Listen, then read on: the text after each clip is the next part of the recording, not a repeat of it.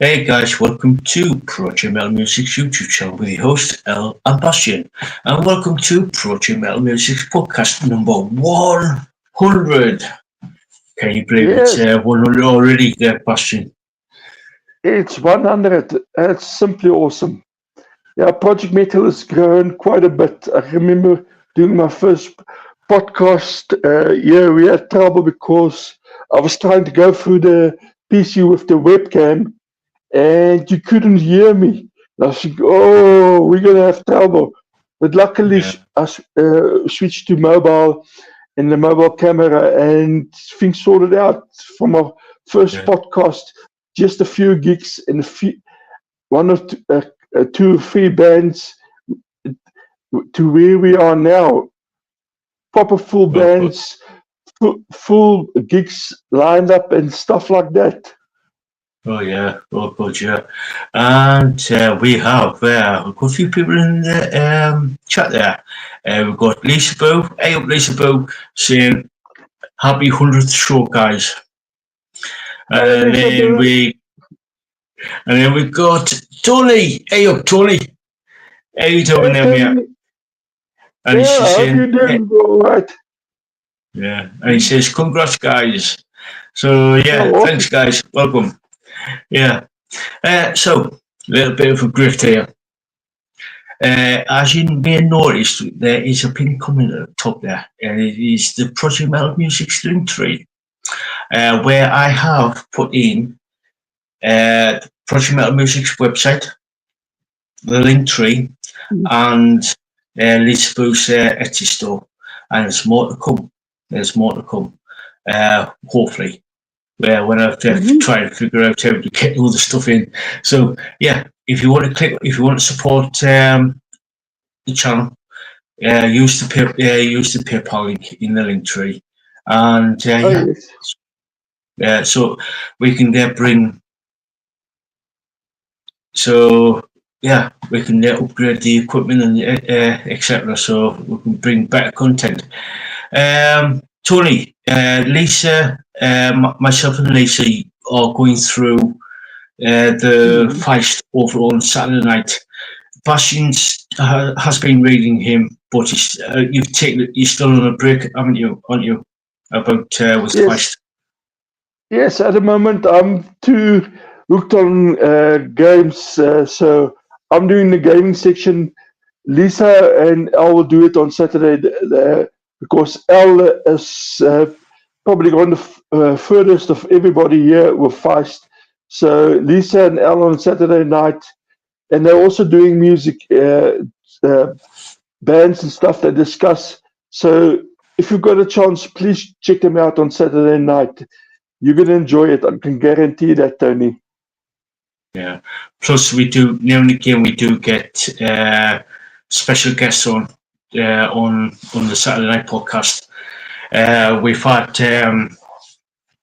Kieran from Thieves of Liberty. We've had Joe Bowie from the Rain of Fire. We've had Mhm. Rat Silo. We've had a few Mhm. others as well, and we are planning on getting some more guests on later on at some point in the future. So Oh, yes. Oh, yes, for yeah, sure. Oh, yes, for so sure. yeah, and replay crew. Hey up, how you doing? Hope you're all right. Thank you for watching us. And if you like what you see, smash that there like button and subscribe, share, and comment. It does help the channel out. And if you are interested in any of the bands that Bastion is going to feature, all the links are in the description below. So if you want to check them out, please do. All we ask is just to check them out. We Mhm. know that not every band is to everybody's liking. So Mhm. you might find something there that you might like. Sometimes you might not like some of them. So don't worry about it offending us. We know that not every band is to everybody's liking. So True. yeah. So And just anyway, a but reminder, yeah. Yeah. Just a reminder to tonight's show, Oh, oh, uh, you do. because Yeah, I've got yeah, a strange, weird yeah, mixture tonight, but there's something for everybody. But the general theme is it's adult content. So please don't contact me on Twitter X. Tell me your 14-year-old has watched it. Yes, they've got good taste in music, but we are for mature content, and there is a warning to the show, mature content. So you have to be a bit older to watch the section. yeah. It's yeah. We when we do feature sort of like more mature stuff, we do give out warnings when needed. So even though that is pretty much an 18 plus channel, we do give warnings out. So Yes, bear that in mind when you're watching these videos. So some videos are not suitable for people under the age of 18. true. So That's true. so anyway, Bashan, let's dive into today's show, which is number 100. I still can't believe we've got to 100. It's been Yeah, 2 years doing this. yeah. So Yes, for sure. And yes, Lisa, where's the coconut water? We can celebrate with coconut water. I think that yeah, would be fitting. Nothing stronger than that. yeah, and in after Bastian's segment, there will be a special guest coming on. So I'm not going to Oh, say who. I'm not going to say who, but there's a special guest coming on. So stay awesome. tuned. Stay tuned. So Bastian, off you go. Okay. Well, my first uh, band I feature is Animax. And it's the solo project from former Q5 bassist Joel Wiseart. Animax is a heavy metal project from Corona, California in the USA. Joel performed all roles in the project, from bass, vocals, to producing the music. The first track I listened to, The Day I Pass Away, I do like the gothic bass in the song. And for me, it's such a great song. I've watched the video over and over, and for me, the song and the video, fantastic. I even added the video to my playlist I share on social media because I do want to share it. And the goth, for those goth lovers, you gotta check it out. And Step in the Back is such a cool song. I do like the 80s vibe to it, and the vocals in the video are fantastic. Do check it out. All of them are in the links. The track Asphalt Assault is a killer guitar riffs. Such a cool song. My take on Animax, it's hugely talented musicians practicing their craft. Animax has the following links. X Twitter, Animax Metal, Instagram, Animax_metal, Facebook, Animax, and the band's website, animax.com, and YouTube, Animax. And they're really fantastic, so do check them out. And say hi to Joel when you actually see it, and watch the space. I'm not saying more. All I say is watch the space. Next band I feature, EMBR. It's a heavy stoner metal band from Birmingham, Alabama in the USA. In the first track I listened to Albatross, the COC cover, with drum is outstanding. The song is a mixture of doom, sludge, and southern rock metal. Take a listen to the band's masterful performance on this track. It's also listed there, and this band, they're really something to check out. Visesis, the heavy riffs and contrasting vocals is bloody awesome.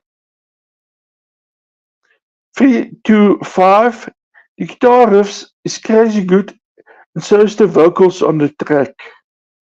Black is a killer song about evil in the world. The video to the song contained disturbing content. And yes, for me, even if you adult, there's some disturbing elements in the video of the song. Just be warned. Corrupt, the Depeche Mode cover.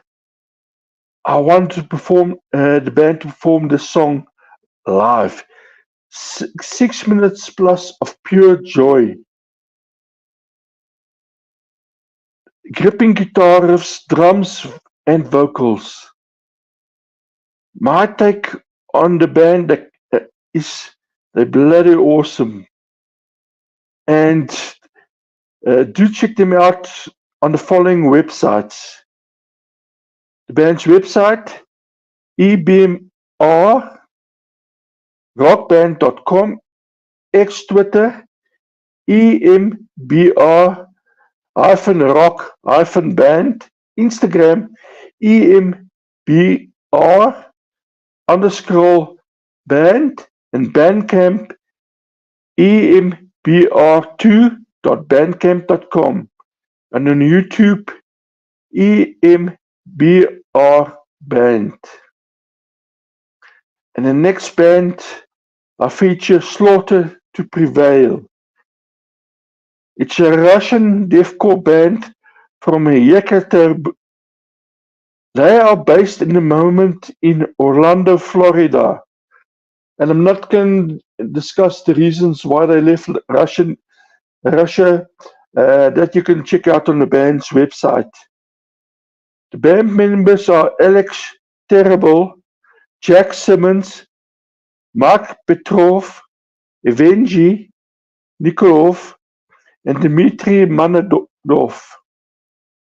The first song I listened to,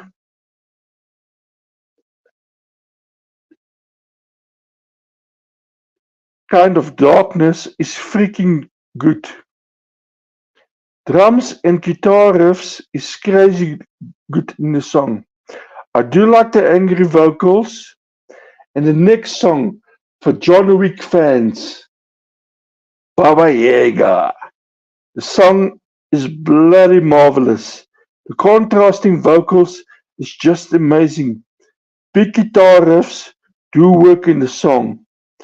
Warning, the video contains cannibalistic images, suicide, and some other disturbing stuff. I've put a video there because I'm no longer censoring videos. I've checked out the link to it. It's perfectly safe. For me, this, for those diehard horror fans and stuff that have seen Hannibal, have seen Saw, the real diehard horror fans, do check out the video. For the rest, do check out the band on the links I'm going to provide later. You can listen to the song without watching the video. The track Viking, live at Oberhausen in Germany, is brutal. Dark, angry vocals. The song is made for a mosh pit. Drums is so good. 1984, what a powerful song. The band nailed it. The band is deadly and they kick ass. The band can be found on Facebook, Slaughterhouse to Prevail, Instagram Slaughterhouse Prevail Official, and YouTube at Alex Terrible. So check out the band on the website and find a link to the song if you don't watch the video to that specific song.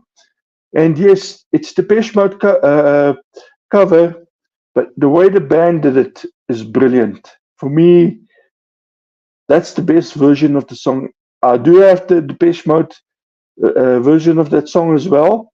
I am a Depeche Mode fan. This one is better for me personally.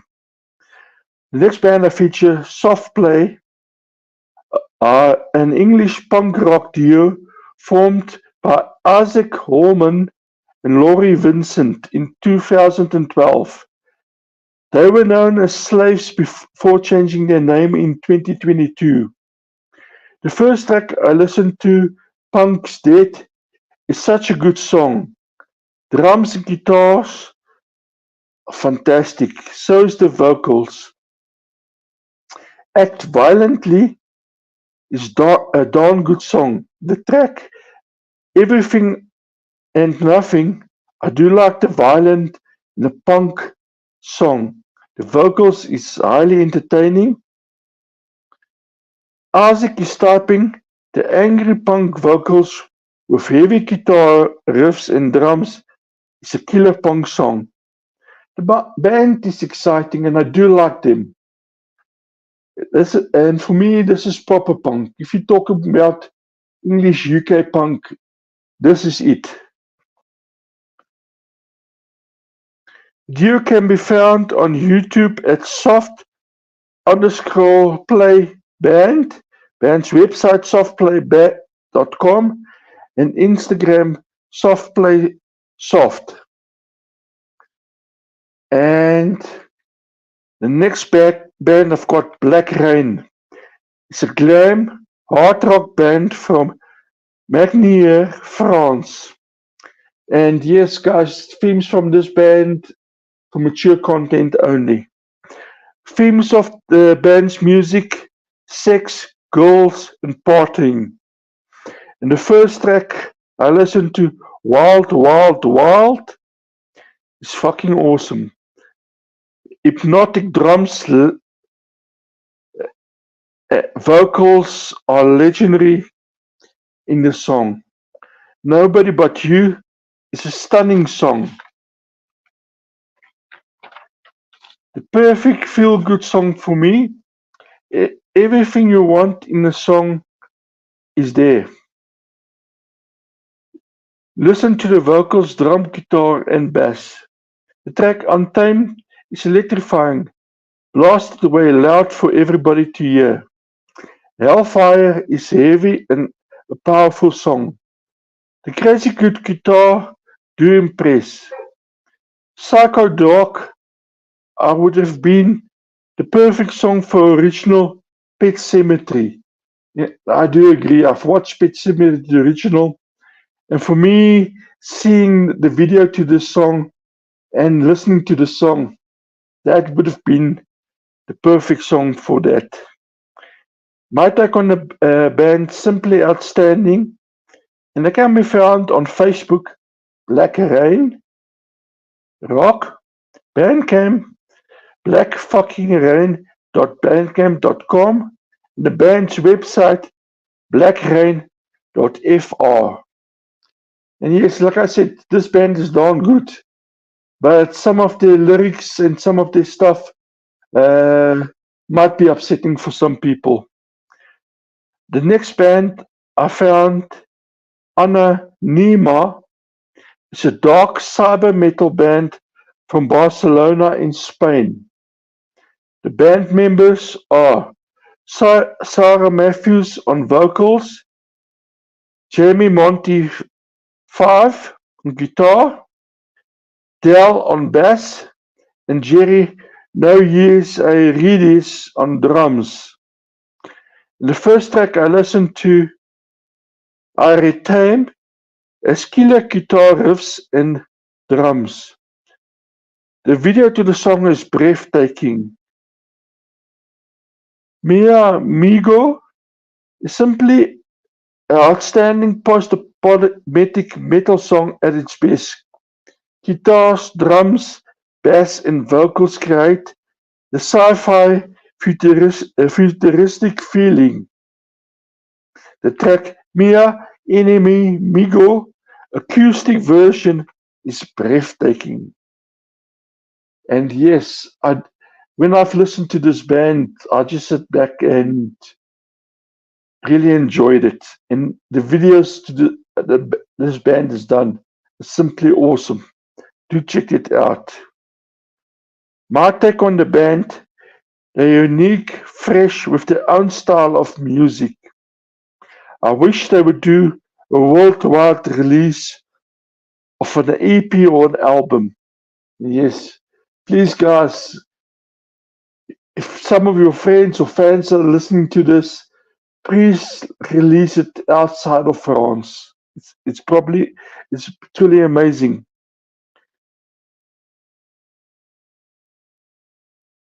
The official release of the next video is in 10 days.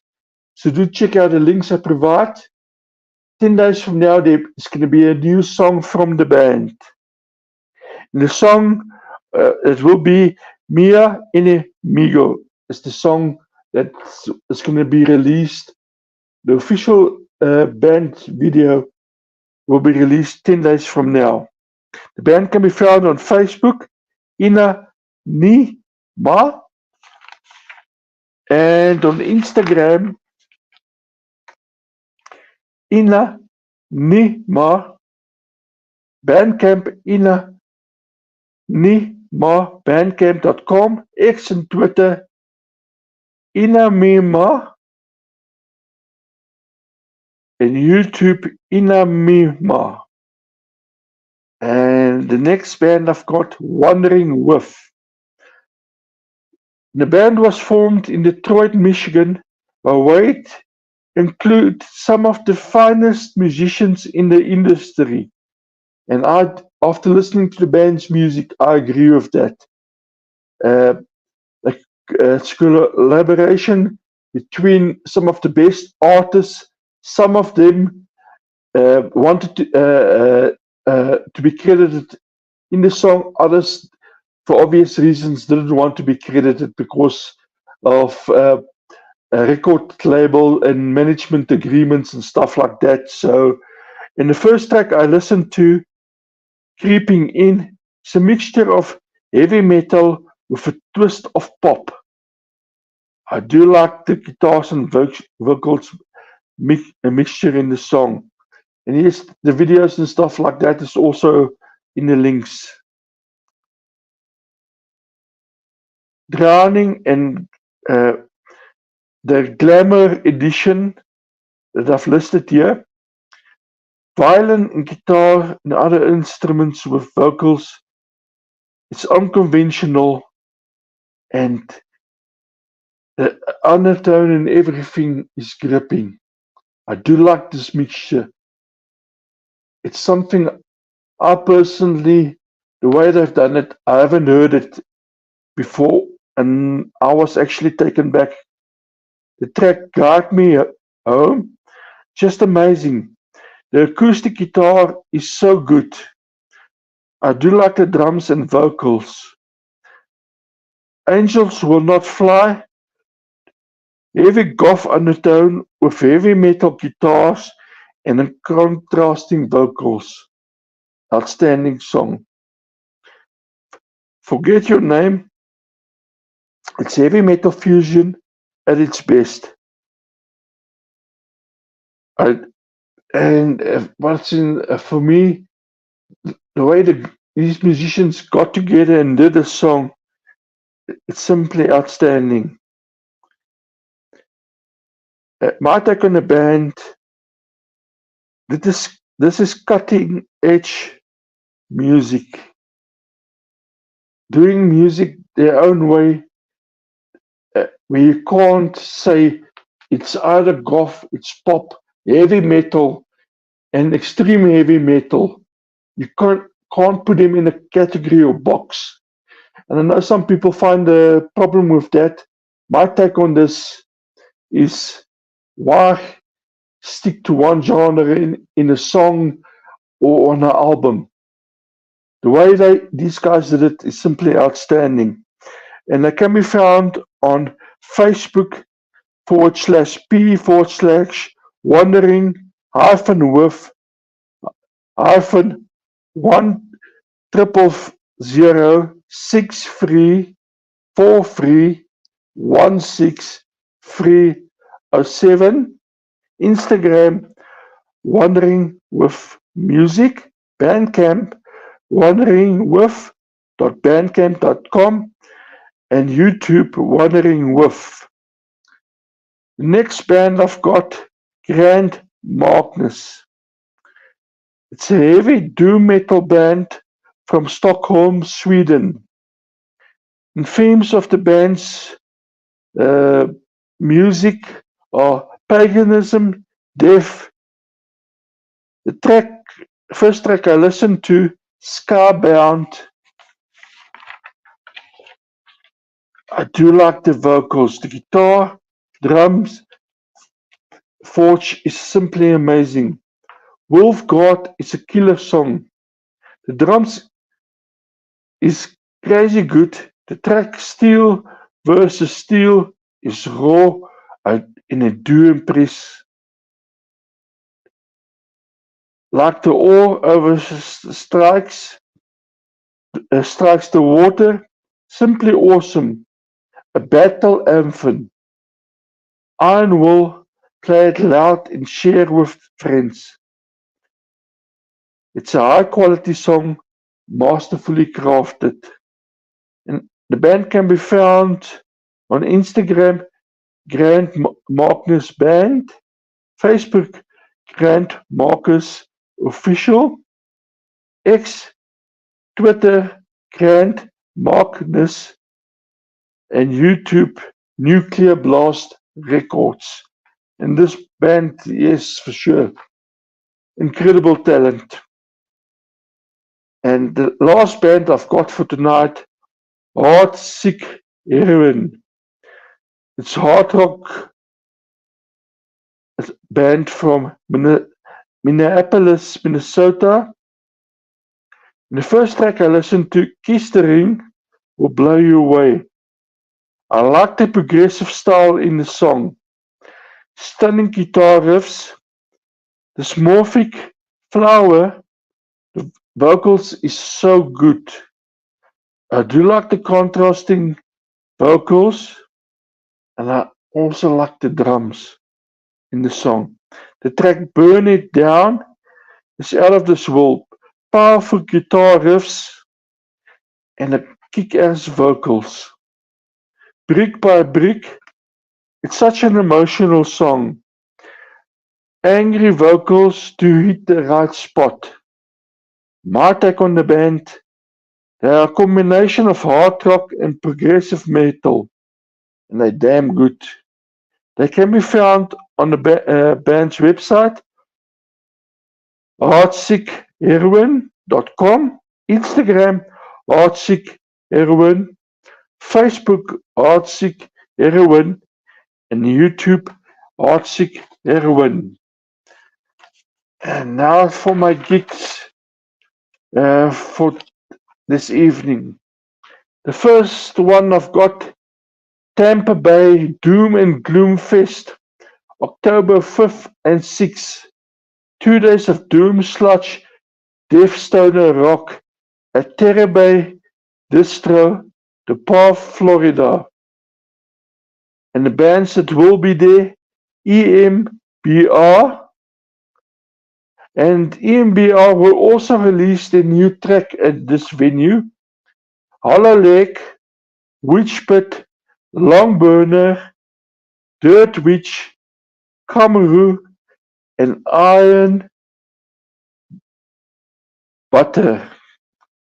And then the next one I've got, Gothic Gathering 2, the Victoria, Colville, 13th, 14th September, and bands that will be there: Zombinia, The Skeletons, The Moons of Jupiter, Senex RV, Angel of Darkness, Susie Suicide, Vampires, Hagley Wood, Vampires, and and many more bands. And it will cost you £50 for the weekend, or if you just want to go on either one of the 2 days, it's £20 for a day. And then Lifestyle of the Rich and the Blameless.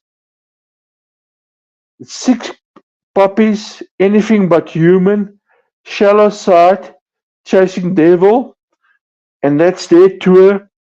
It starts off at the 5th of October, South Shore, Kentucky, the 10th, Corpus Christi, Texas, the 12th, Houma, Los Angeles, the 16th, Conneautville in Pennsylvania, the 17th, Leesburg in Virginia, the 18th, Marion Center in Pennsylvania, the 19th, Mechanicsburg in Pennsylvania, the 20th, Hampton Beach, New Hampshire, the 22nd, Lakewood, Ohio, the 23rd, Franklin, Ohio, the 26th, Fort Wayne, Indiana, 27th, Lapeer, Michigan, the 29th, Dixon, North Dakota, and the 1st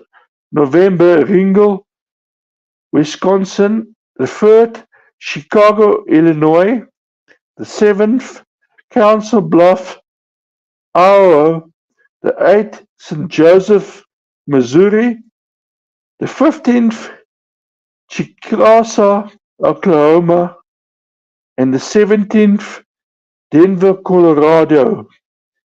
And then Stoneman and Wurzburg, 5 September, München, Backstage, the 6th, Oberhausen, Colton Temple, the 7th, Hanover at Lux. And that's my stuff for today. And I hope you enjoy the bands. And yes, I've got quite a mixed bag. That's why I say it's quite a bit for everybody. But I no longer censor any videos on YouTube. As the band released them, I'll put them in the links if I like it. Cool. Over to you, Al. Yeah, our guest has arrived. Awesome. Yeah, so I'm Thanks, going to Lisa. introduce. Yeah, I'm going to introduce our guest in a minute. Thanks for that, Basjan. Some brilliant bands there. Some really good bands there. So, yeah, our guest. Yeah, I thought I was going to be a bit. Well, put it this way. I was sort of like panicking earlier on. The internet dropped out big time, and I reset my modem. Thankfully, the stream wasn't affected, and Basjan done an amazing job there. But yeah, so anyway, enough of that. I was panicking, but yeah, right. Our guest has arrived. Hey, Elizabeth, how you doing? Hi, Hi, Elizabeth. Hi. Good to see you. I'm glad you can make it. I'm glad you can make it. Oh, yes. And you're part of the team as well, so. Hey, you're lucky. See, I'm having my coffee. I drink coffee in big mugs. I'm a big boy. I have both. Oh, you're lucky. I wonder what the hell is having. Oh, he's having water. Yeah, and coffee as well. Oh, Cheers. so we like our coffee. Oh yes.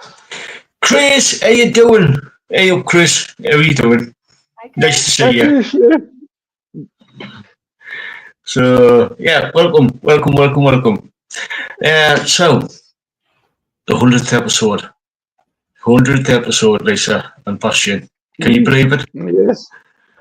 Oh, yes. Yeah, It's amazing. I can still remember the first podcast I did here. And I was panicking, I must say, when things started going wrong just before we needed to go live. I was worried we could not be going live. yeah. It was. It was a bit rough. The first one we did. It was a bit rough. Yeah, but we managed. Yes. Yeah. And 2 years, basically 2 years later, we're still here on the and celebrating the 100th. Mm-hmm. So, and we've grown. We've grown from doing about an hour. I believe it was about an hour for the first one, Yes. and then it's grown to anything between 2 hours to 2 hours 30, depending on what we're doing. Oh, yes. I remember you and me going over 3 hours. And he said, "Look, Basjan, it's time for me to go to bed." So, yes, we can talk if we really want to. Yeah, but we try and limit it. We do try and limit the streams to about 2 hours. So it gives everybody a chance to sort of like get some sleep, shall we say? See, Yes. you guys are on the other side of the world, so for me, it's afternoon right now. Yeah. It's what time is it now? You are at getting up for nearly 3 o'clock your time. Yeah. So it's 2:45 for me. So you guys are, well, you're Yeah. alive. It's 7 Are hours.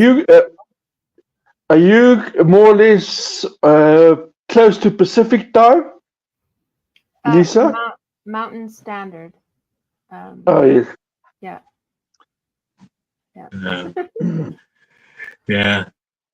It's we can talk when we want to, but it's like we sort of like try and give it to limit to 2 hours. So but it's fun. It's fun. Oh, yes. And and we have Chris is on the East Coast. Oh, yeah. Eastern time, yes. That's the one I'm quite familiar with, Eastern time. Pacific time, not so much. I can work out Eastern time. And the time in the UK and Norway, those places I know more or less. And yes, mountain time in Canada, I used to be up to scratch when I was involved with Canada's extreme metal radio. But now I've forgotten it. My memory is not so sharp anymore. It comes to us all at some point.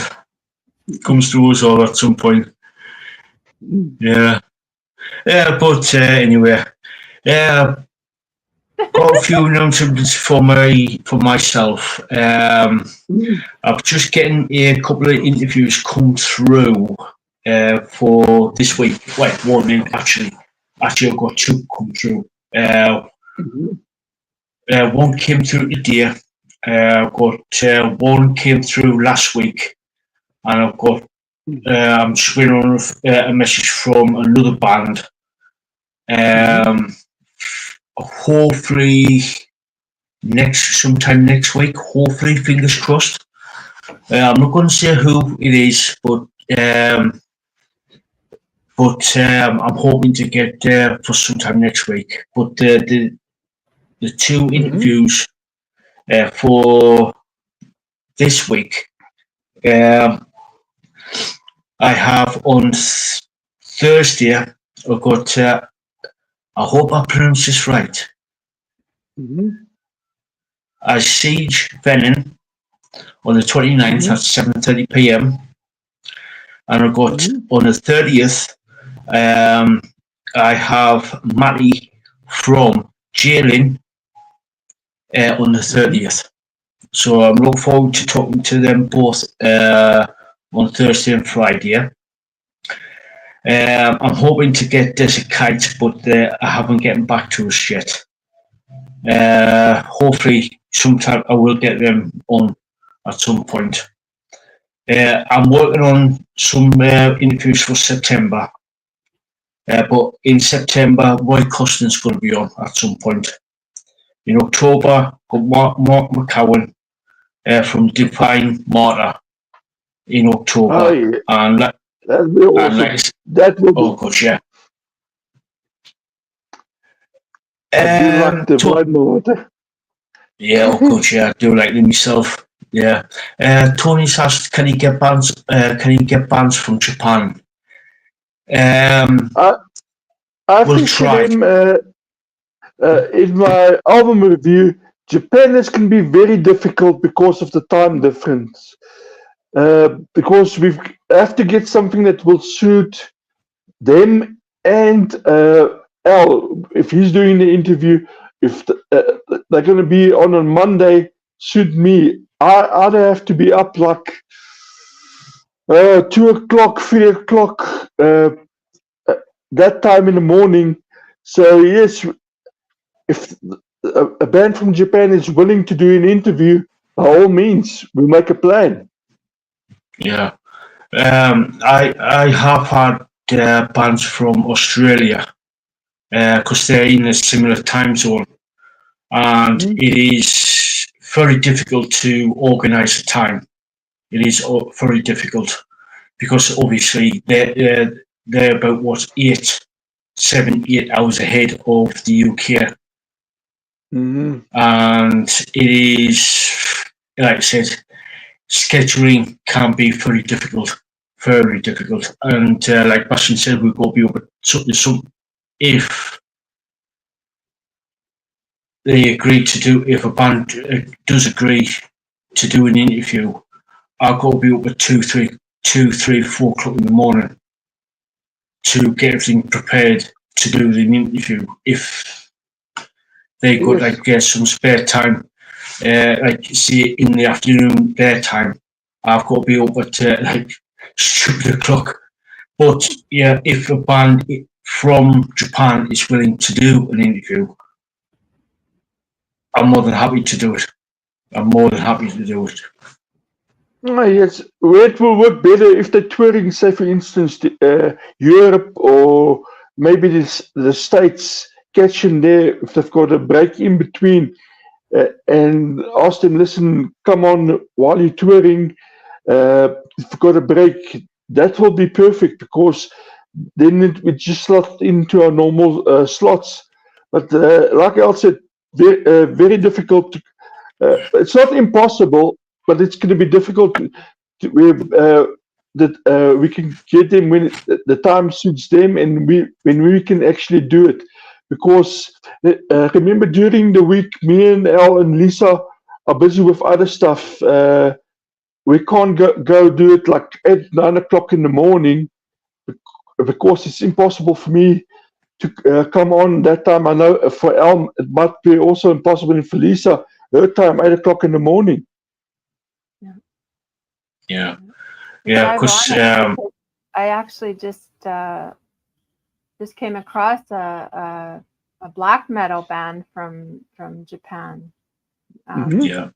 So we could do reviews on bands from Japan, but as far as interviews, I think it would be a little difficult to schedule, right? Yeah. Especially when, like you said, like Basjan said, during the day, it's going to be really virtually impossible because I've got a day job. Basjan's doing stuff, Lisa's doing stuff during the day. and it's going to be, like I said, it's going to be virtually impossible. That's why I try, when I do the interviews, it's going to be round about 7:30 p.m. UK time, because that's when I start to get some spare time to do all this. Like that's when I normally do the interviews. So yeah, and on the weekend, say 7, 8 o'clock on a Saturday or Sunday morning. It's not impossible, but I know because Lisa, they're doing the podcast on Saturday night and might have an interview afterwards or so. So they're going to be tired afterwards if they were to do it like that. yeah. It's like I said, it's not. It's if we get if we get the right sort of like the right times to suit everybody, it's not difficult. It's going to be difficult, but it's not impossible. But during the day, UK time or South African time, it's going to be sort of like really hard to actually do. True. So, I'm talking about Japanese bands. I've featured them in my album reviews on Project Metal. So if you could go to Project Metal's on WordPress website, I've done Baby Metal, and I've done another Japanese band as well on their album reviews. So I do have their music, and I'm constantly looking out for bands and stuff like that. The other thing, most of these Japanese bands, they're on Japanese websites, and I don't understand it. For me to use translator to actually be able to communicate with these bands on there and stuff like that, the language barrier is also a problem because, you know, with the translator, something can go wrong and stuff like that. You want to say this, but you're actually insulting the band. So it's happened to me before. So yeah, but Whiskey Dust. Yeah. Oh, okay. Yeah, that's the thing with like using a translator. Sometimes you got to be extremely careful in using them. Like Basjan said, you could be sort of like inadvertently insulting not only the band but the people of that specific country. So it could be. So yeah, it's. Oh, for sure, but we can do it. If the band is willing, or contact one of us and stuff like that, or we find them and we're able to communicate, we can set something up. And if you got any suggestions, Tony, or contacts with any of the bands, please let them know and stuff like that, and we can set something up. Whiskey Dust. Okay, I'll look them up. I've written down the name, Kushi, and I'll check them out and probably feature them as well on next Monday or so on. Yeah, and Chris, if you can, if you follow me on Instagram, send some information over, and I'll give them a message to see what we can sort out. So yeah, if you can do that for us, Chris. What type of music are they? Black metal, heavy metal, rock? What kind of music they into? Just for interest sake.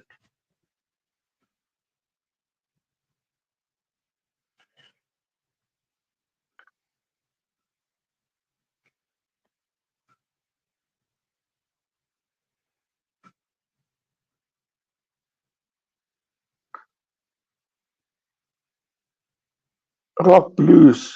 Oh, Saturday night. Saturday night for sure.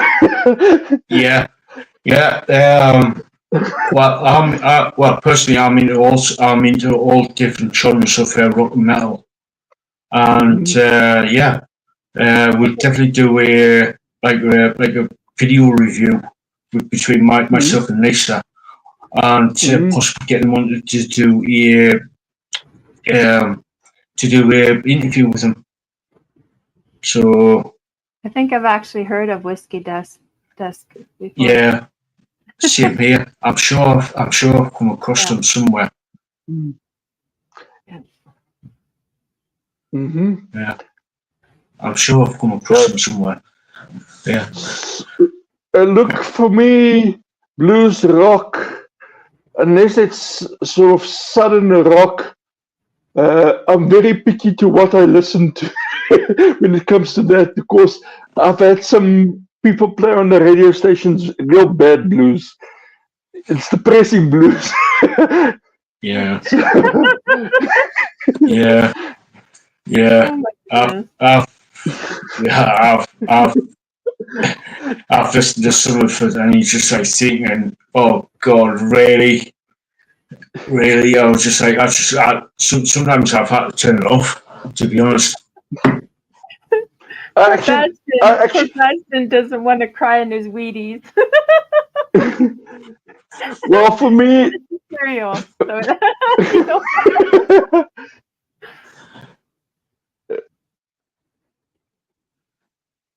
So,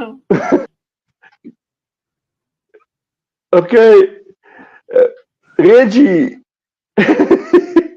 Oh, yeah.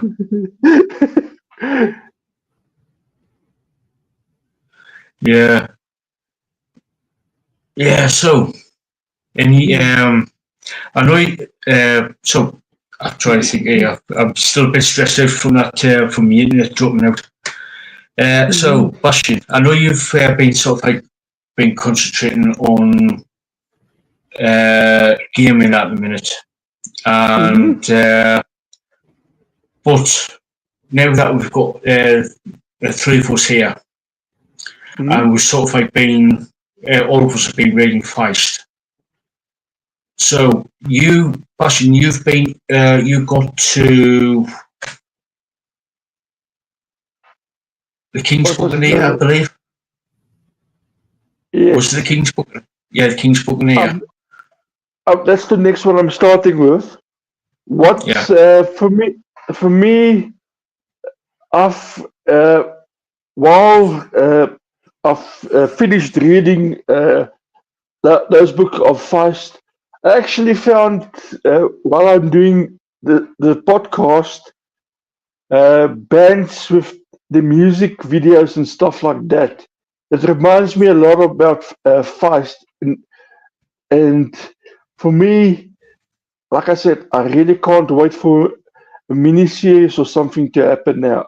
I really want it to happen because all these music videos and stuff, and some of the artwork that I've seen, how can you put it? My patience is running out.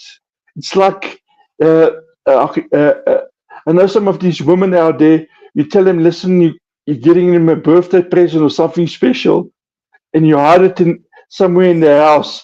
They will look everywhere to find it. I'm like this at the moment. I'm looking. Is it out yet? Is it out yet? I want it. Is there anything out? oh my God. But yes, look at books. Like I said, for me, I've stopped having dreams about the books. Now I'm having dreams about the games and stuff I'm playing. But yes, for me, Feist is such a good author, and I'm thinking he's one of those timeless authors. 100 years from now, you can actually read these books and still be entertained, and it will still grip you. And for me, it's just to escape reality. Feist was my escape from reality. When I listened to Feist, listen now to the audiobooks, in the beginning reading, my family was getting upset because what I will do is I will switch my phone off. So while I'm reading, nobody can call me. And people were getting worried. If something happened to him or stuff, we haven't heard from him in ages. But it's you're so gripped by everybody they pack.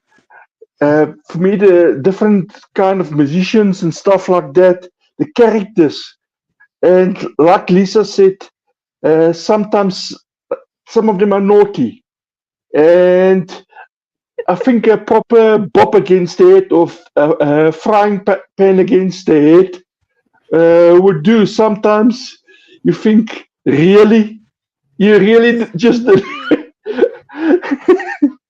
But yeah, look, I'm not going to give away any sort of spoilers or anything.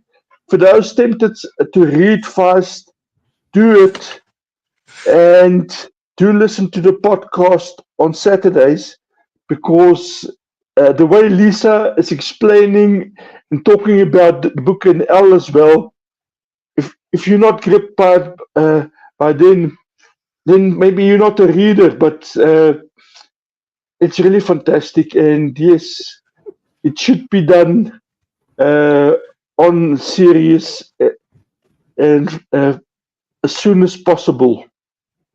Oh yeah. Hope- Yeah. Hopefully Yeah, in my let's go. lifetime. Yeah. Yeah.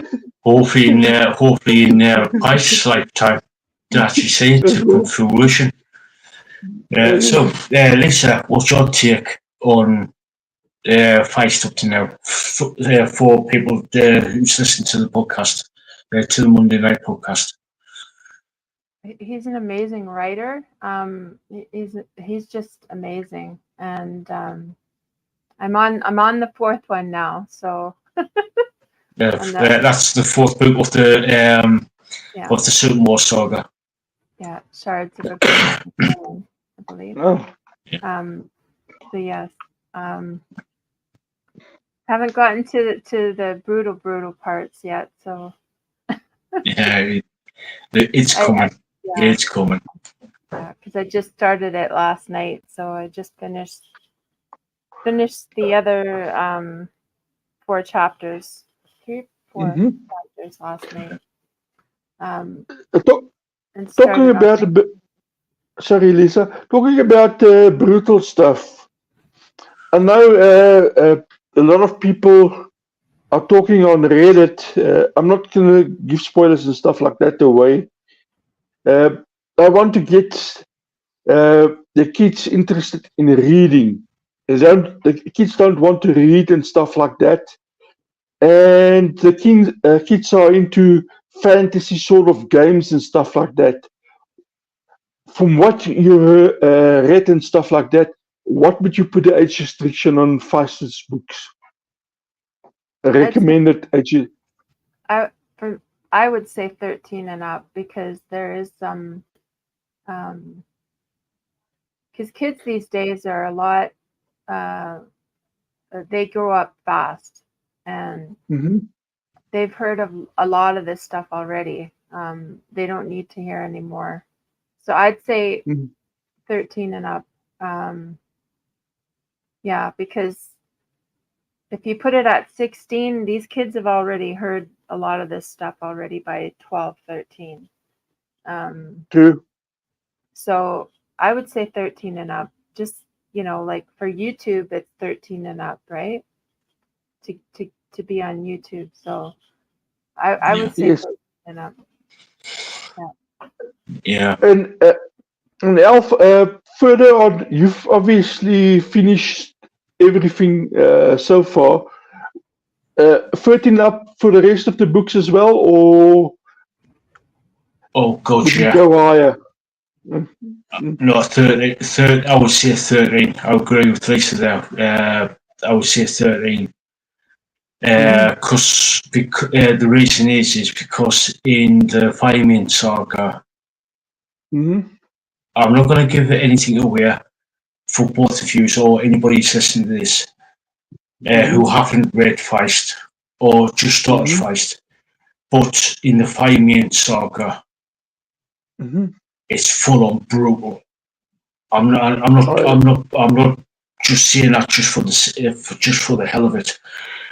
It is full on brutal.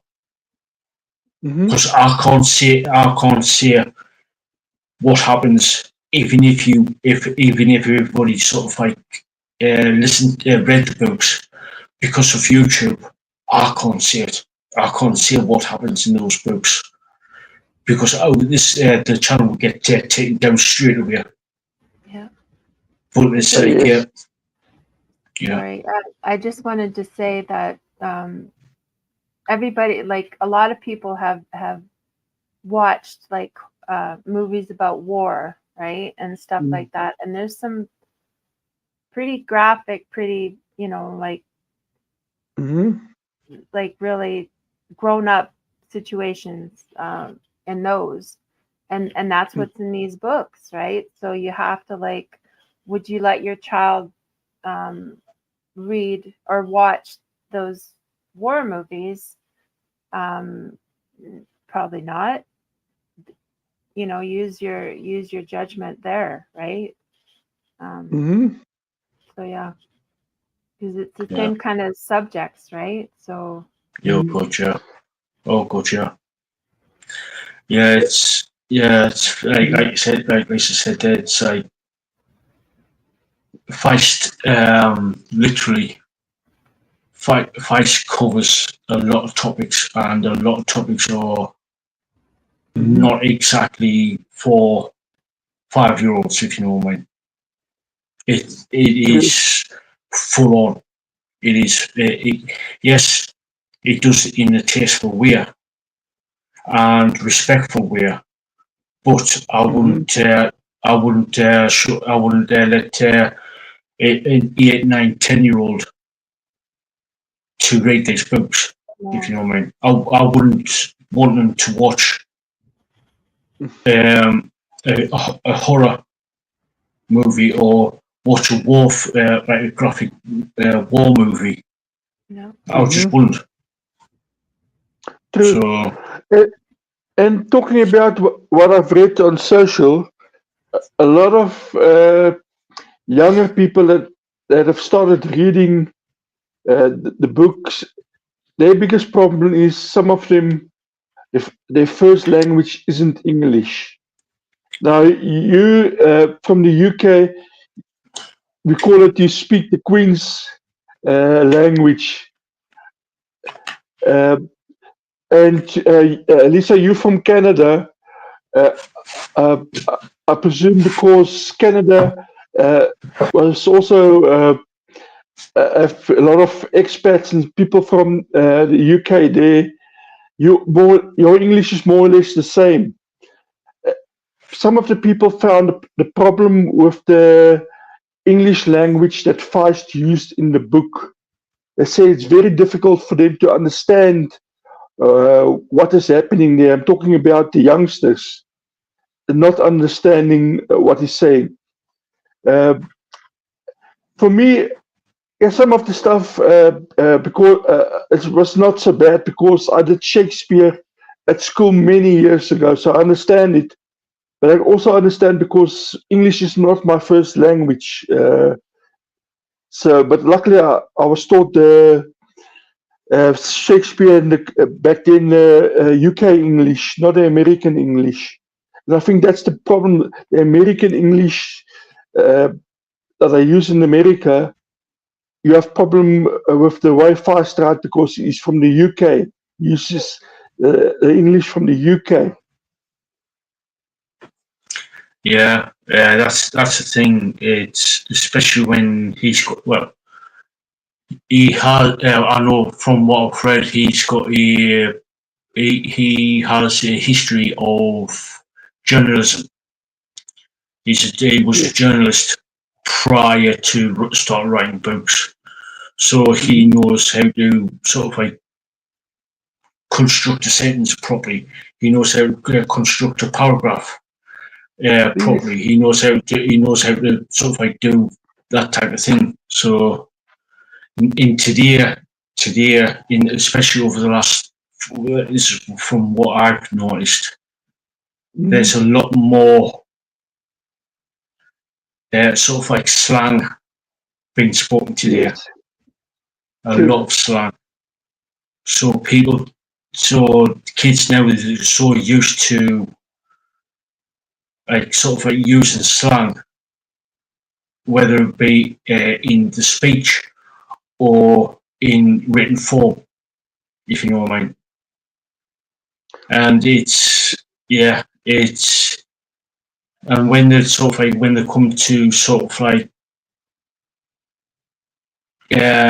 reading more of the adult books, they're thinking, "What the hell am I reading? I don't understand this," type of thing. True. Lisa, for you, do you Canada speak UK English or American English? Both. Both.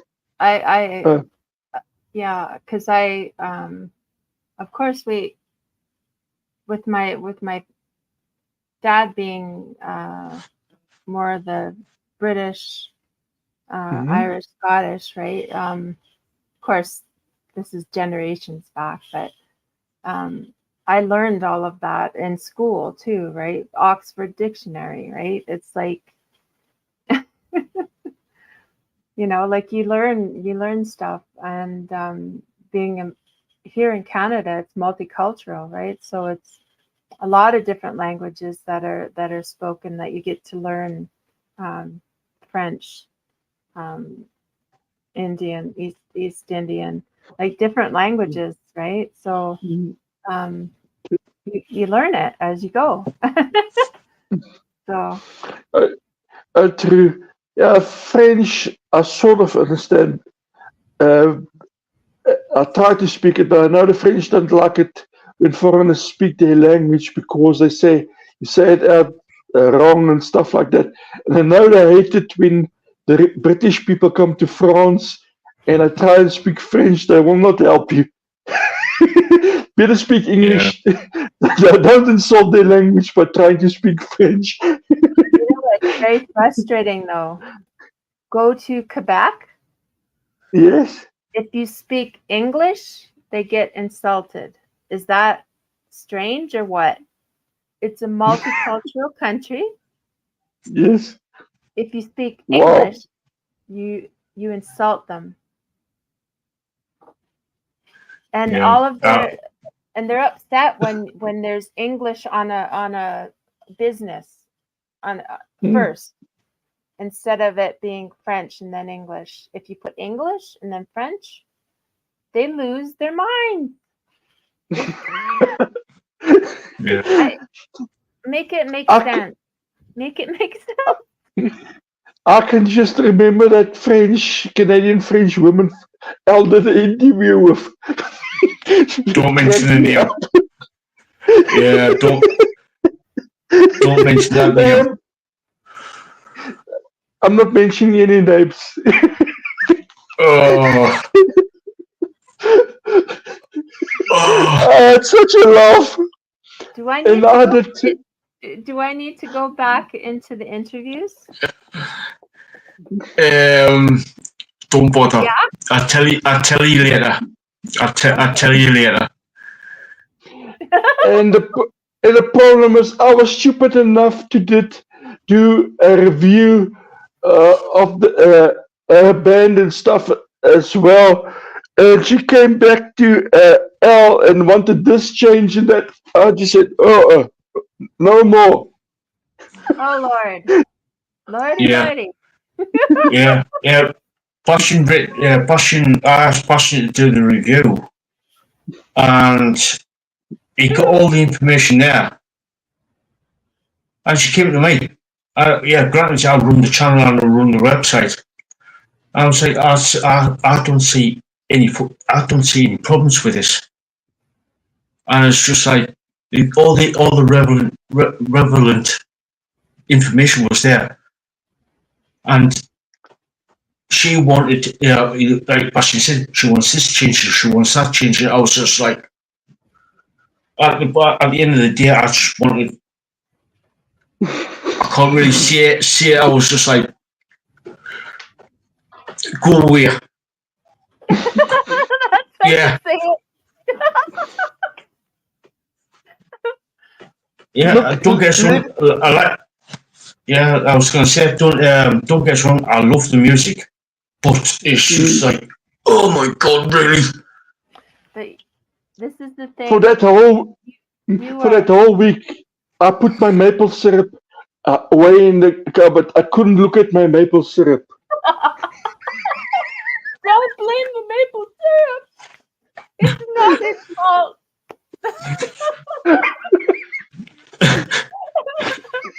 Nice maple syrup. Yeah, it's just like, yeah, oh, But this is the thing. yeah. You are one of the most polite, kind-hearted people that interview, and you try your very best to give a kind review, an honest review, an honest interview, and make the person feel very comfortable, very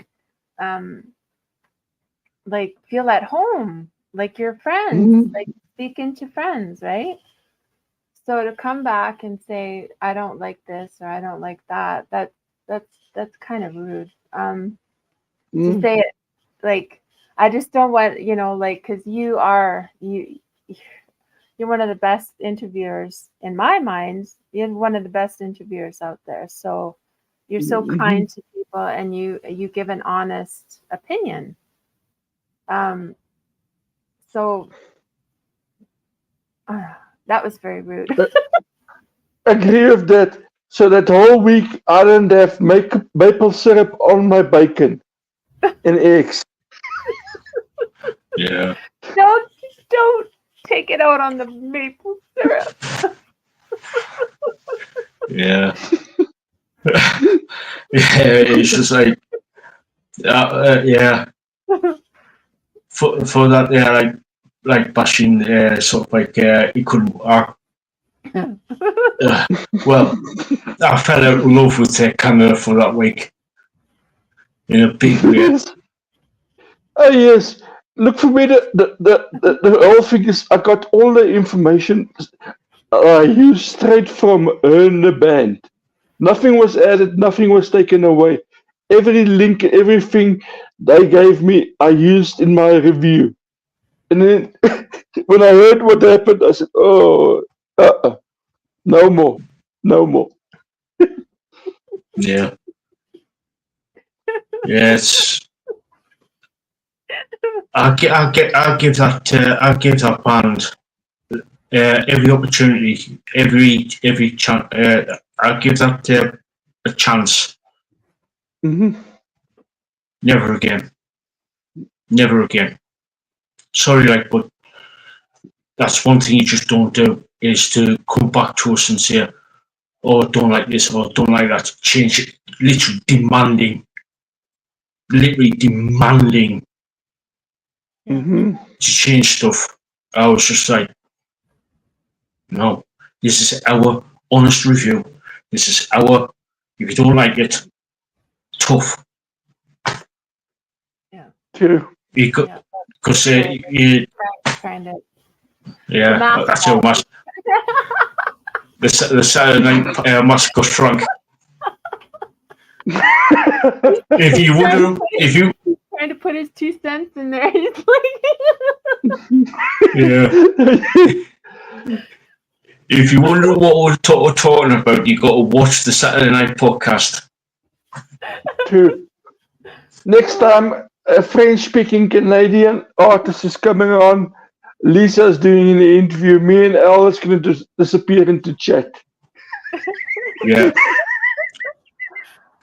Let me at him. Yeah. Lisa, you're doing the next Canadian interview. I've learned some French words. If I use it while they're coming on for the interview, I'm going to shock the whole French nation and the French Canadians, because I know some nasty words in French. I've learned it. So You know what? I don't use. We love our viewers. I'm gonna. We love the viewers. If you're French Canadian, hi. How are you? Just be kind. Just be polite. Just be not rude.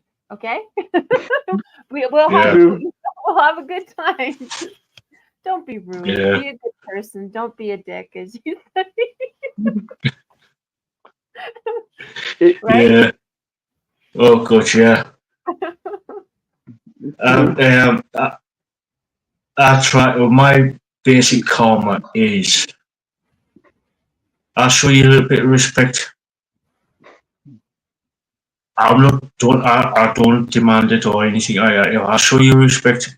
It's common courtesy to show a little bit of respect back. Yeah. And don't be a dick. Don't just be a decent human being. Respect is earned. Mm-hmm. It's earned. It's not just. It's not just here you go. It's earned. So if you're going to be disrespectful to somebody, expect them to not be nice back. Like that. That's how I look at it, anyways. So. True. Yeah, for sure. Like but that's the thing with you, Al. You are respectful. You are very respectful and respect people. And to be treated like that is just, it's not cool. It's not cool at all. Yeah. I try to be respectful, but if people are going to be nasty to me, I can be even more nastier. I can be nasty when I want to be. I just choose not to deal with them. Yeah. It's like, it is.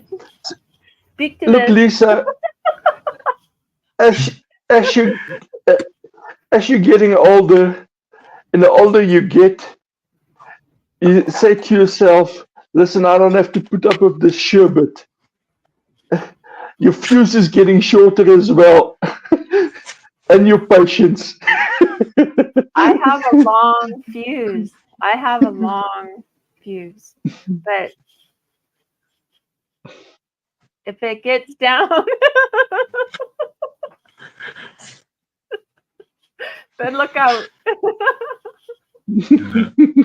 Oh, God, I have a lot of patience, but if you wear on it, if you wear on that patience, don't be around. Hide. Yeah. Oh, God, yeah. Yeah. No, look, I've got a lot of patience and stuff with bands if they treat you well and stuff like that. Even for bands, a band has contacted me on a Saturday evening, say, listen, we've got this new album out, we're singing it over. Can you do a review for it? I have the review ready by Monday morning. It's sent out to Ell. I've done it. No problem. I'll book the weekend. But show respect and don't be rude and don't take it personal. That's the two things I don't tolerate at all. Rudeness and somebody getting personal with you. Oh, yeah. And that's being professional. And that's professionalism right there. So yeah, guys, if you're in a band and you want an interview done, go to these lovely gentlemen right here. Yeah, and if you want to, excuse me, yeah. Yeah, you go ahead, El. I was going to say if you want to sort of like if you got a new video out for a new song, let myself or Lisa know, and we do sort of like we sort of take a look at and do a little bit of review for the Saturday Night Podcast, and we sort of like discuss between Lisa and myself. We'll discuss what we thought about the band, about the song and the band, and just let us know. Let us know in the comments or send to. There's the pinned comment over the top of the screen, top of the chat there. My Instagram and Twitter is there. If I think that we might not be interested for the Saturday night podcast, I'll send it over to Basjan. He might be interested, especially if it's like sort of like more of the extreme side of metal, like such as like Black and Death, or possibly even going into sort of like the melodic death or symphonic death. I'll pass it over to Basjan now. So, and if you got Reggie there asked us to check out Whiskey Dust, we'll check them out and see where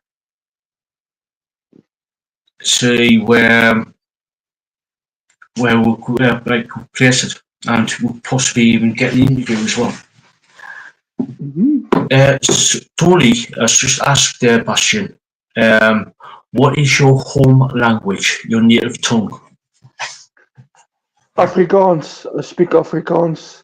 My second language is Swana, and English is my third language. Cool. Yeah, thanks for that, Tony. Yeah. Alright. So, Lisa? When Basjan was in the chat the one time, I don't know how I did it, but I understood exactly what you were saying. It's Dutch to Dutch. I understood everything. It was like, okay. When was that? Was that on there last Saturday night, or was it that the week before? It was a while ago. I can't remember. Do you remember, Basjan? It was one of the interviews you did, and I came on, and the translator was not working. Look, I can speak English. I can write some of my English writing is not too bad, but since we're doing it on the interview, I wanted the language to be right, so I checked the translation and make sure it's properly and everything. And I wrote in Afrikaans, and I thought Lisa's going to think I'm swearing at her or I'm saying naughty stuff or all kinds of stuff. And I understood it. Oh, I don't know, but I did.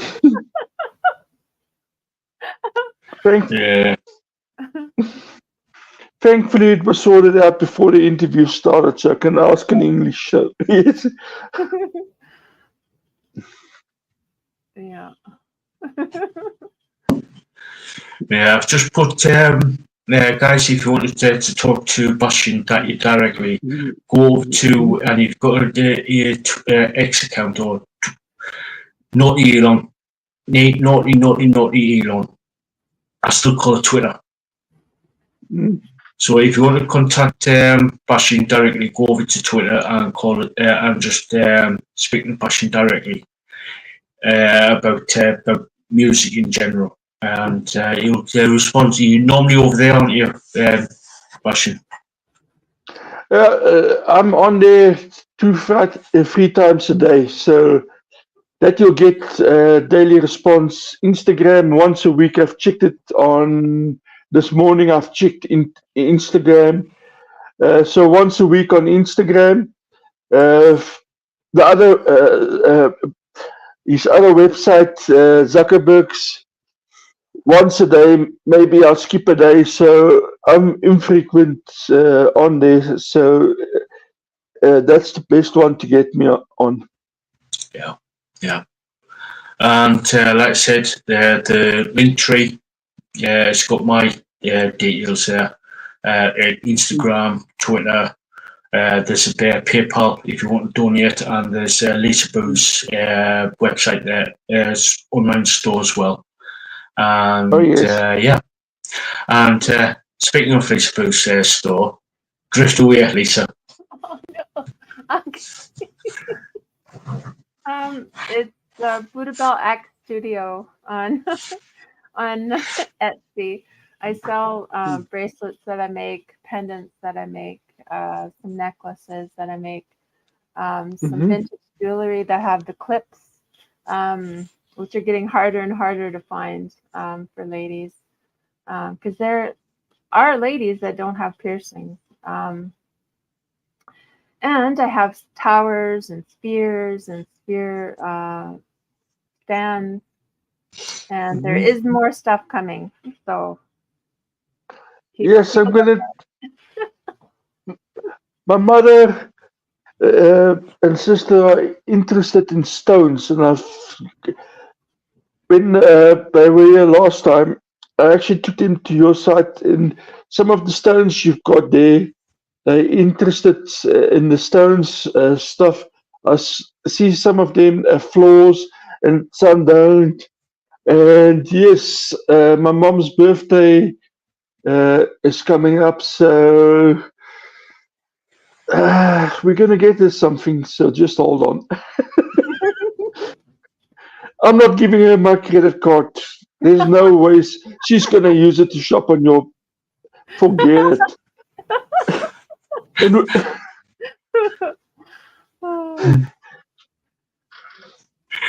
Right, guys, I'm just going to go to the little boys' room, so I'll be back. So I'll be right back. Lisa Boo, do you? Can we get in?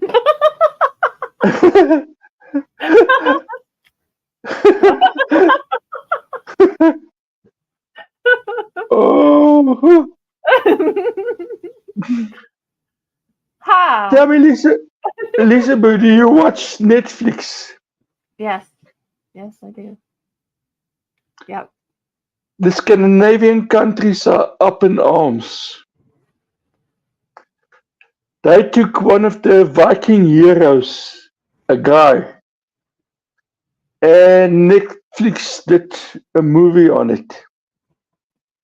And they casted an African American lady as the hero of a Viking. How can you put it? The ultimate Viking hero from the certain area. And the Scandinavian countries are highly upset about it. Yeah. The reason why I'm mentioning it, chances are if Faustus books can be a series or something like that, I'm worried if it goes to Netflix, seeing what I've done to this Viking hero, changing characters and all kinds of stuff. Yeah. Normally, I would say, because I believe in inclusion, being inclusive, right? But when it comes to somebody that's a hero in a land, Norway or Finland or wherever this is, I would say that that's very almost it's sacrilegious in a way because that's part of their culture, that's part of their history and their lore and their stories and everything about them, right? That's part of who they are. And to be to go in and change one of their treasured heroes is not right. It's not good at all. I'm totally against that. And they have every right to be upset because that's part of their heritage and part of who they are. And I have Viking blood in me. So yeah, for me it's like a hero of theirs that's fought battles that did certain things. For me, if somebody were to do it to my culture, I would see it as an insult. Totally.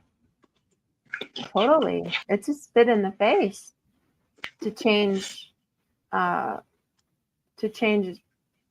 It's not just a story. It's not like a fictional story. This is part of generational heritage. Yes. Going from generations to generations, not just a fictional character that they're changing here. This is something that's part of who they are, and to change that to something that's not even close to being right is totally wrong. It's wrong. So I don't blame them. I'm upset now. Not upset, but you know what I mean. For me, when I saw what has happened, and when I read about it, I was totally outraged for two reasons. Firstly, because of the heritage and everything like that. It's a person that's sacrificed a lot and stuff like that. And knowing the Viking culture, if you die, you're going to go to Valhalla. And the whole process and everything. And Vikings live for battle. That's how can you put it? They measure you in battle. What have you achieved? Victories and stuff like that. And that's celebrated in their culture. I thought this is just an insult. And the second reason is because of me wanting to see the first books turn into a series and stuff like that. I'm worried. If it's going to be on Netflix, are they going to do something stupid like that? Yeah. That would be upsetting for me. There'd be riots. Let's put it this way. The thing is the Vikings weren't. They were very inclusive. They had two spirits. They had people that they had women as warriors. They so it's not about it being a woman. It's about it like not being part like true to the heritage of the story. Like it's part of their heritage, and it's not just like some fictional thing. For me, I would say the same. If you talk about the movie, say for instance, British culture or a British hero, and somebody did something in Britain, and you decide to cast an American person. First of all, your accent is going to be wrong. Secondly, if you cast where it was a man, a woman, where it was actually something that happened in the real life, it's not going to sit well as well. Yeah. So for me, I don't know what went on there, but for me, Netflix has done some really stupid stuff. Yeah. If it was a man, they should have cast like Skarsgård or something, like somebody that has like Viking heritage in the role, right? True. And for me, also the music and battle, the Scandinavian bands, how the bands celebrate great battles and songs and stuff like that. For me, I don't know. They made a complete mess of it. Well, they would have drums for sure, but yeah.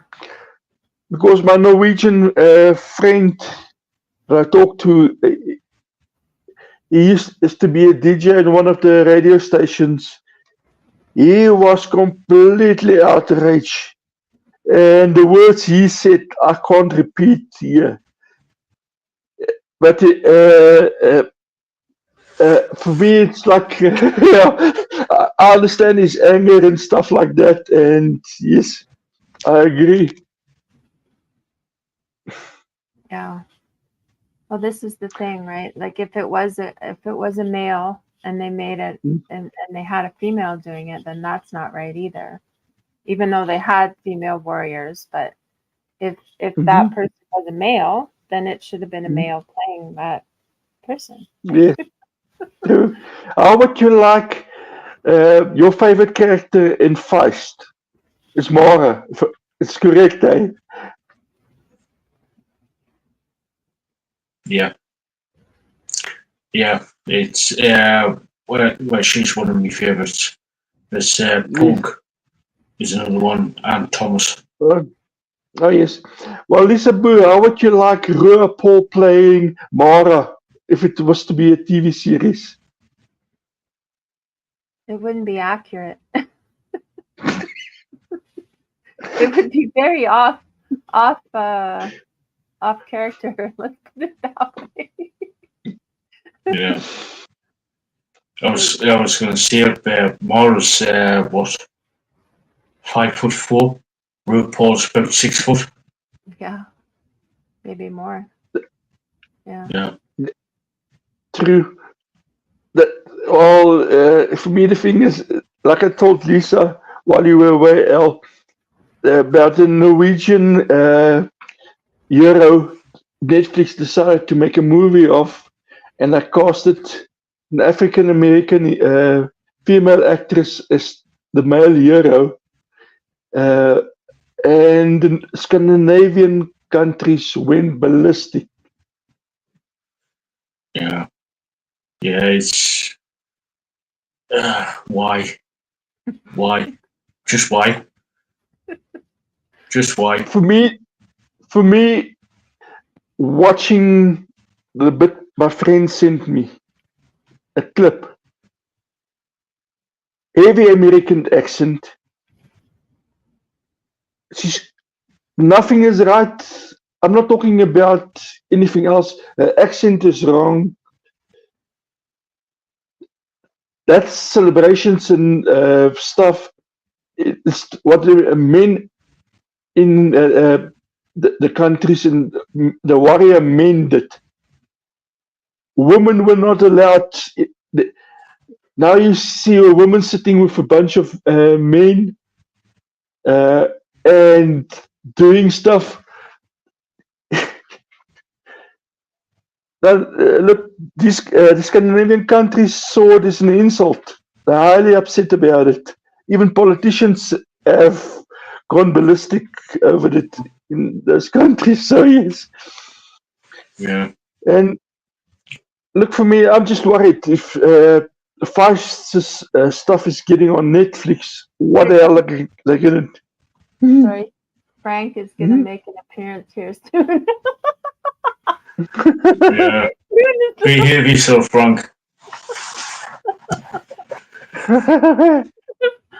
He wants his opinion known. He's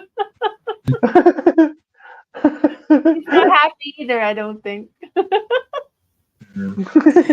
Yeah, and yeah, I know what you mean about. There's been quite a few sort of like films and TV series out there that they've sort of like gender swapped. The parts out. I would say the most recent one, and it's still Thou Shall Not Be Talked About, and that's 2016 Ghostbusters. Oh yes. I haven't That's seen still. it. I haven't. I've seen clips of it, and from what I've seen of it, it's just like I'm not going to even bother. I'm not going to even bother with it. I haven't seen it, but I did watch the last one where all of the original Ghostbusters that were alive were in that movie, and it was lots of fun to watch it, and I actually laughed. It was a lot of fun, and these characters were good. And I can actually see even that lady. Uh, she came back for a role. Yes, she doesn't. The one of the uh, red hair. She doesn't. She's not a spring chicken anymore. But it was so good to see the original cast in the movie, and uh, how they actually uh, interacted with the newer Ghostbusters and stuff like that. So yes, it was very interesting and a good movie. Yeah. Much I did hear that the most recent one is supposed to be really, really good. Really good. It is. Funny. Yes. Yeah. That's that's the speaking one. yeah. Mhm. Speaking of Ghostbusters, I just read an article that Dan Aykroyd might be how far this is true, I don't know. It might be setting up a studio in the UK to do a Ghostbusters International, a bit like a Million Black International with with Chris Hemsworth, but with Ghostbusters International. So, like I said, how far that's true, I don't know. It's just I just read an article about it, and yeah. Hi, Marcella. So, Marcella, Hi, hey yo, Marcella. hey Hey, yo. Marcella. Good to see you, Marcella.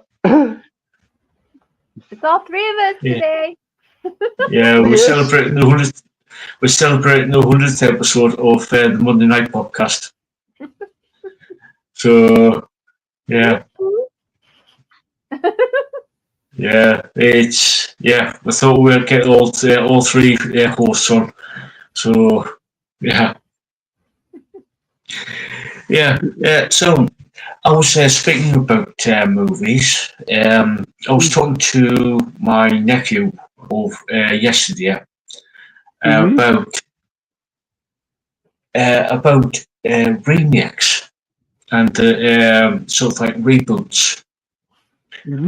And I was now we sort of like discussed that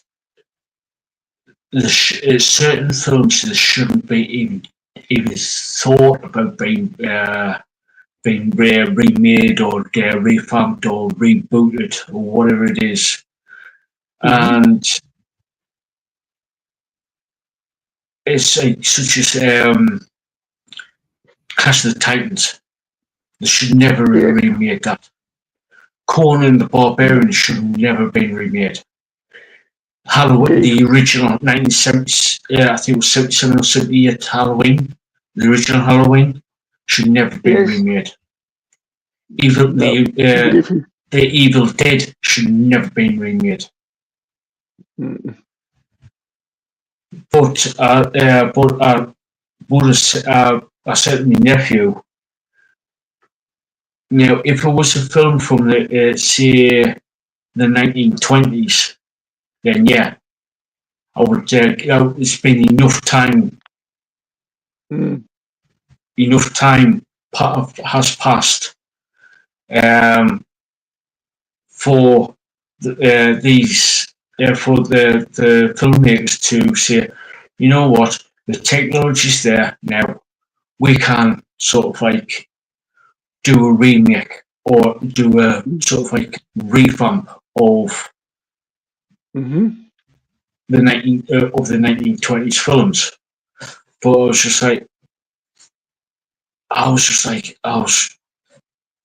myself and my nephew just agreed that they should never ever touch certain films, certain movies on to even think about doing a remake. So, guys, I'll open to the question to you. What's your thoughts on remakes, revamps, reboots, about movies. Certain movies are classic and treasures, like Gremlins, Goonies, right? Even Groundhog's Day. I mean, there's like Oh yes. they're like cult classics. You don't mess with them. You don't. No, you don't. If there's maybe a like number 2 or whatever, like or something, maybe, but even that is kind of like no. Why make something original? Do something original. Have an original idea and do it. Don't. It's the past. Leave it in. Leave the classics alone. Leave the cult classics alone. In my opinion, anyway. Yeah, I agree with that. For me, movies like Robert Ramirez, Night of the Living Dead, that's how it should be. Same with, I wouldn't watch a remake of any of the horror suspense movies from Hitchcock. Those use the elements available to him. For me, that's the classics. You don't touch them. You don't touch them. Good, yeah. The music would bring so much suspense, like in Psycho. I mean, with like, True. The birds, like it was the music, it was the score, it was the black and white. It was just so. Oh, there's just something about it, and the music, right? For sure. And those are like classic movies. When you're bored and you actually nothing on the TV to watch or on the streaming services, you take one of them out. If you've got it on DVD or what, put it in, sit back and be entertained. And that's the stuff. You don't touch those. And you dare not use how can you put it, animated or CGI technology in those movies. You dare not. It's like the holy grail of movies. You don't do anything. Yeah, that's the thing with like movies today. Do you go full practical or do you go full CGI? True. That's the thing. Yeah, and some of these classic films, the reason why the classic cult films is because of the practical effects. Yes, true. True. Look, for me, I read a very interesting article on Hitchcock. Although he made that movie, The Birds and stuff like that, Hitchcock actually was afraid of bird eggs. Believe it or not, he was afraid of bird eggs, and I found it very amusing and stuff like that. And in on the same, we're actually writing articles on the best horror writers and stuff like that. Stephen King actually sleeps with his light on. Believe it or not, never switch his light off when he's sleeping. well, Yeah, I've heard that. Yeah. Yeah, that's pulling from your own fears, right? Like a lot of the things that they write about, and it's pulling from their own, what they know and what they fear.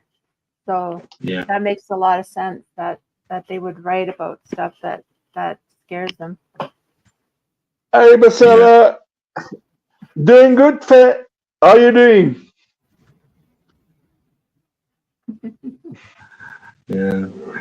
It's like one of my favorite films of all time.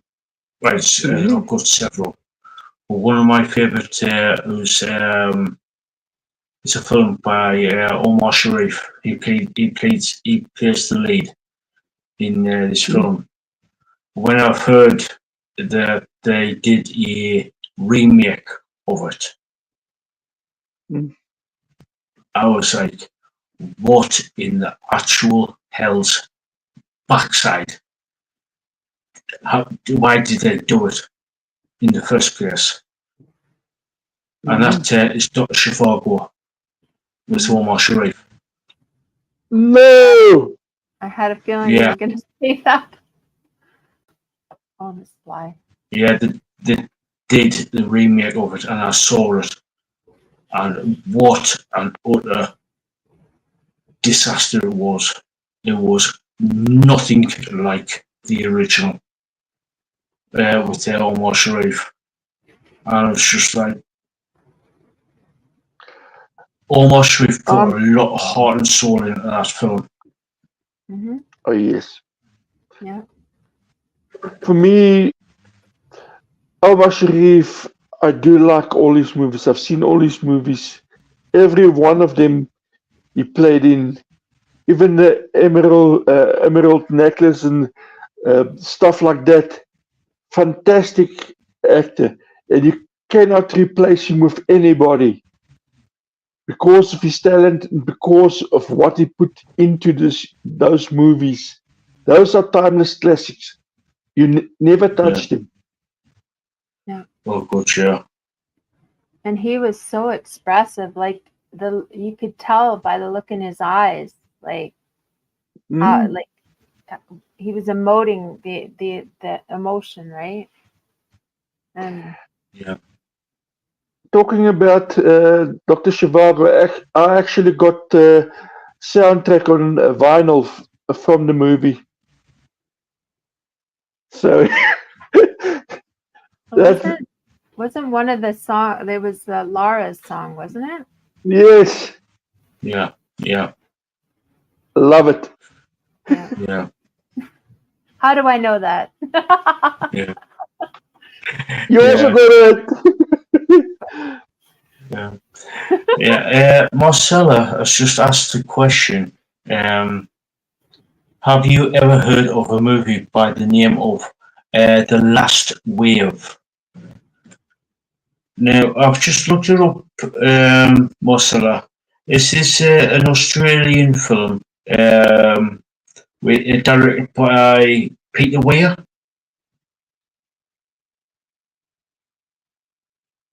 So let us know in the chat there if that's the one. If it is, I'll take a look at it. Yeah, it is. Yeah, right. I'll take a look at it. It says here in the because I'm on Wikipedia, which I know you've got to take a pinch of salt about it. It says here it's about a white solicitor in Sydney whose seemingly normal life is disrupted after he takes a murder case and discovers that he shares a strange mystical connection with a small group of local Aboriginal people accused of the crime. Oh, I might try and find that and watch it. See what. Was that the one that was released in the 70s? Yeah. Because I've seen a few of the Australian movies that was released in the 70s, and yes, that one does ring a bell. Yeah, this one says here this was released in 1977, but Yes. it was released in the US under the name Black Rain. So. I think I might have seen it a long time ago. If it was released under a different name. Yeah. I think it says it is. Yeah, that sounds very familiar to me. Yeah. Mm-hmm. It says The Last Wave also released in the US as Black Rain, and it was released in 1977. Mm-hmm. So yeah, I have seen like quite a bit of quite a few Australian films over the years. So yeah. We'll check it out there, Marcella. Yes. Yeah. You're right. Yeah. Yeah. Dreams Telepathy. I've seen the movie and I actually liked it. Uh, and yes, Australia had some very good movies out. So yes, I enjoyed it.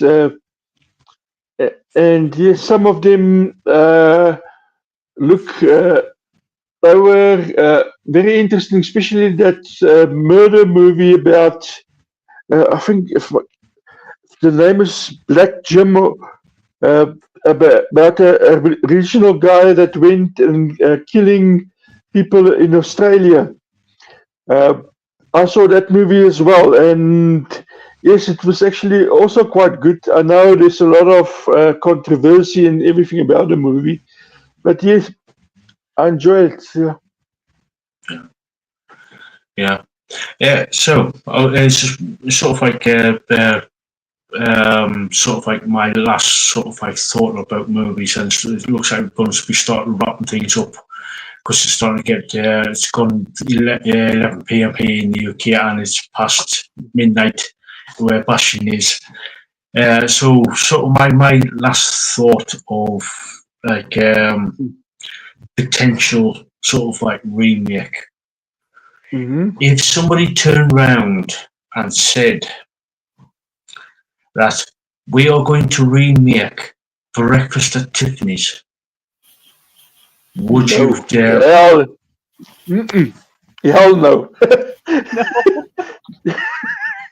No. Yeah, No. that would be it. No, it's Breakfast at Tiffany's. Yeah, Breakfast at Tiffany's. It's a no. It's definitely a no because that is a classic with Audrey Hepburn and George Peppard. It's you just don't do it. No, it's just like the way it was shot, the way it was with the music, with oh Marcella, you gotta watch it. You gotta watch Breakfast at Tiffany's. Oh, Oh, it is yes. beautiful. Audrey Hepburn. Oh my goodness. Awesome. Oh, Awesome. classic. movie. It's such a Yeah. classic and so beautiful. And Yeah.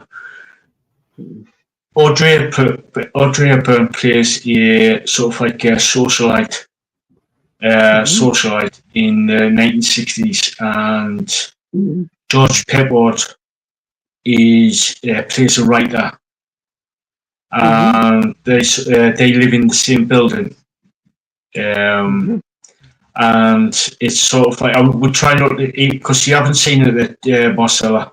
I'm trying not to give too much away, but it's they sort of like it's the story between them two, Audrey Hepburn's character and George Peppard's character. So you need to watch it. It's a beautiful film, beautifully shot with some amazing music. Cool, cool. Yeah, yeah. It's like if I was kind of if they sort of like do decide to actually remake it, I was just like, obviously, Hollywood is they've run out of ideas years ago, and that's why they started to do like a lot of remakes. And if they remake that film, Hollywood is just dead to me, basically. Yes. For me personally, any movie that has Sophia Loren, Elizabeth Taylor, Aubrey Hepburn, and people like Lee Marvin and those characters in it, leave it alone. If you remake it, I'm not going to watch it. And for me, don't bother with it. You can never do what was done in those movies, like movies Ben Hur, Spartacus, all of those movies, Cleopatra. You can't do a remake. It's impossible to do it on the same level. Yeah, especially with like Ben-Hur or the Ten Commandments or Spartacus. This will cost too much money because of the amount of people actually in those movies. Just the wage bills, it's just like astronomical. So yeah, it's and trying to recreate the sets. Yeah, yes, you can do it in CGI, but it's just like no CGI just loses the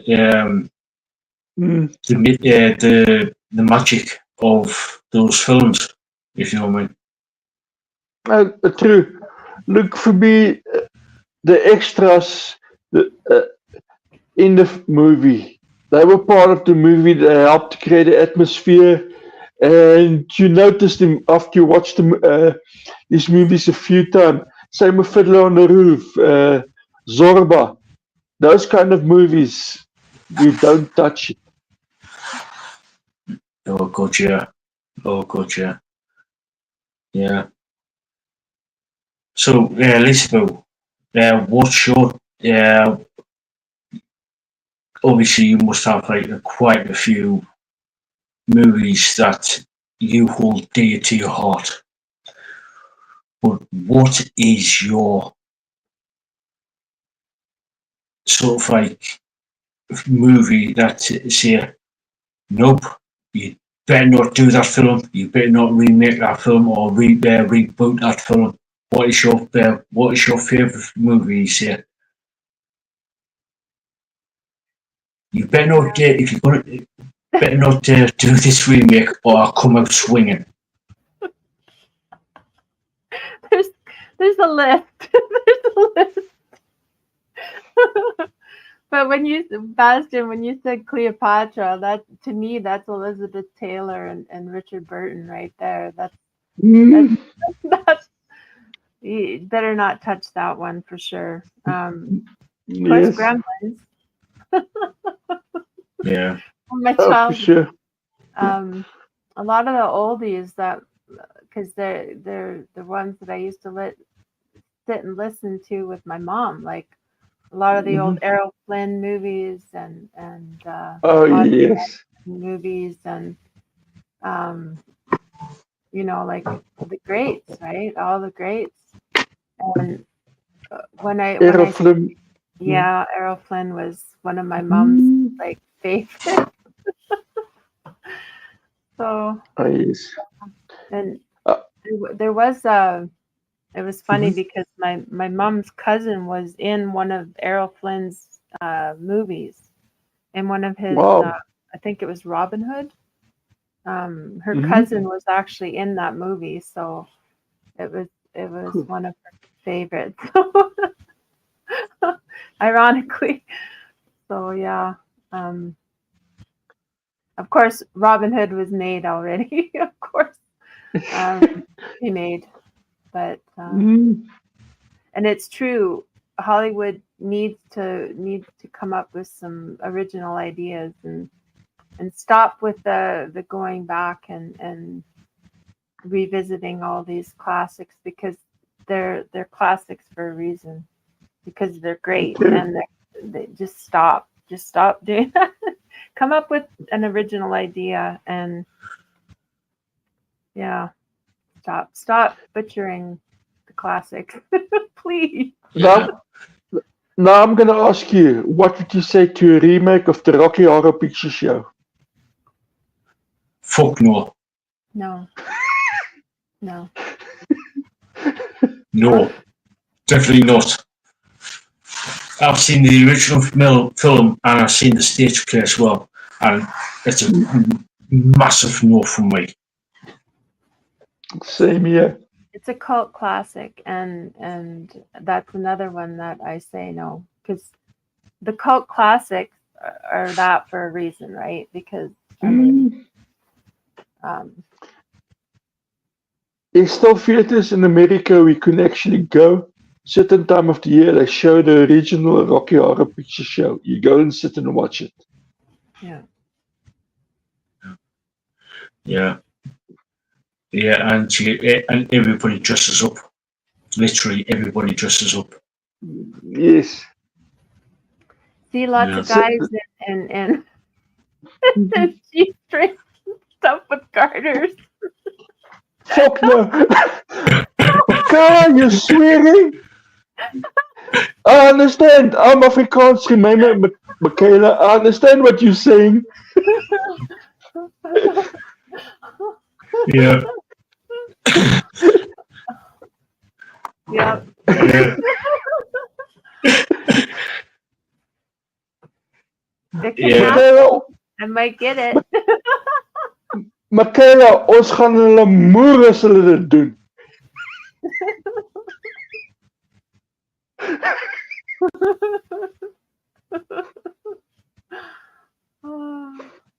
Marcella, you came up with a good idea. I might just have to. Way ahead of you, Lisa. I've written it down. Okay. We'll talk behind the scenes there, Lisa.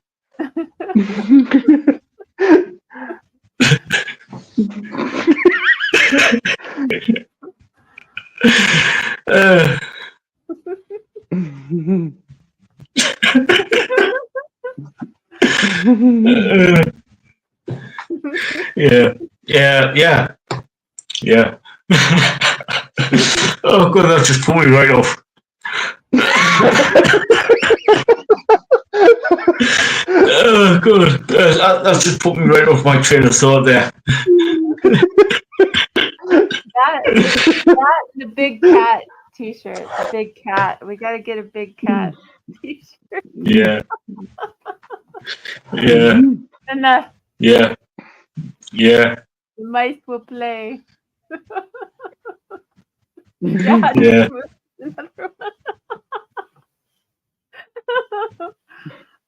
I actually said it earlier too. Yeah. Oh god, yeah, you did, yeah.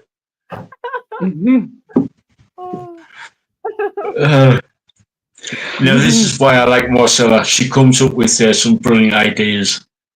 Yeah. She does. Yep. Yeah, that's right.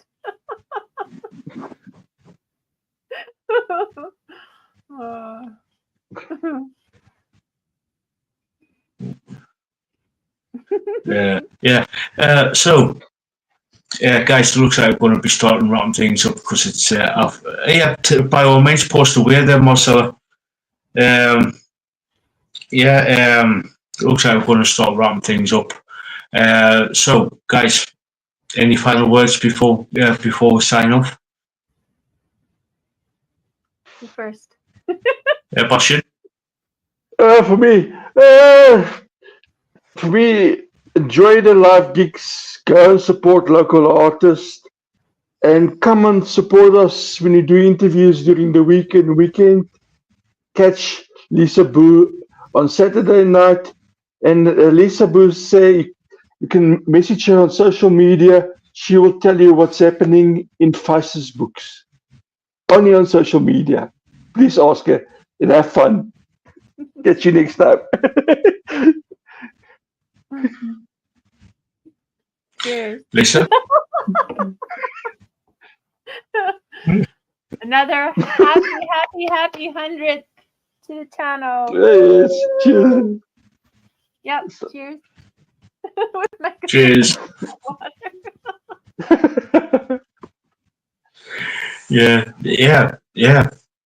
So glad we got to episode 100 of the Monday Night Podcast. It's been a brilliant 2 years. Brilliant 2 years.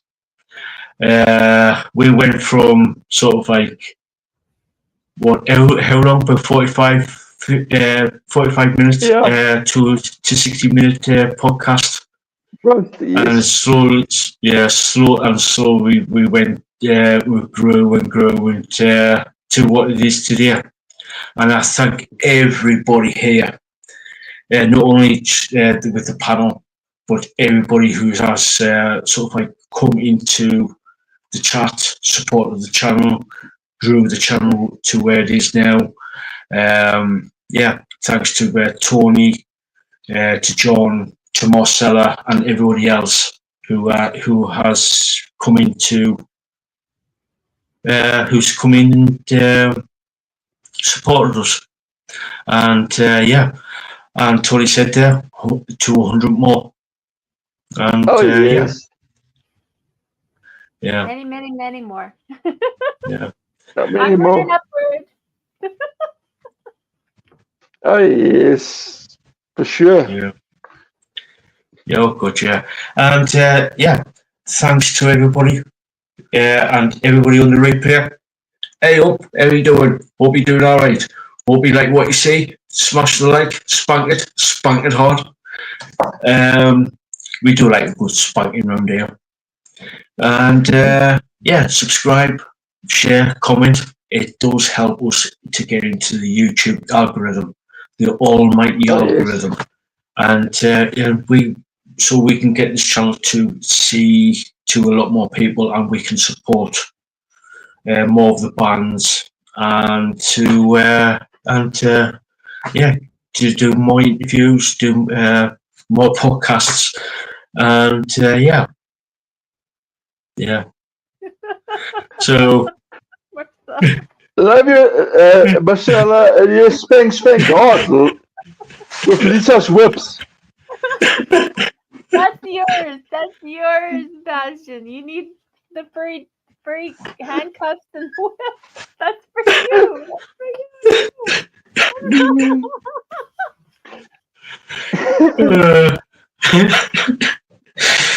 Oh God. That just went south quickly. Lisa Boo is the dungeon mistress. It's after dark. It's Project Metal Music After Dark. Oh God, yeah. Yeah, good. Oh, good. Yeah. Lisa and Marcella.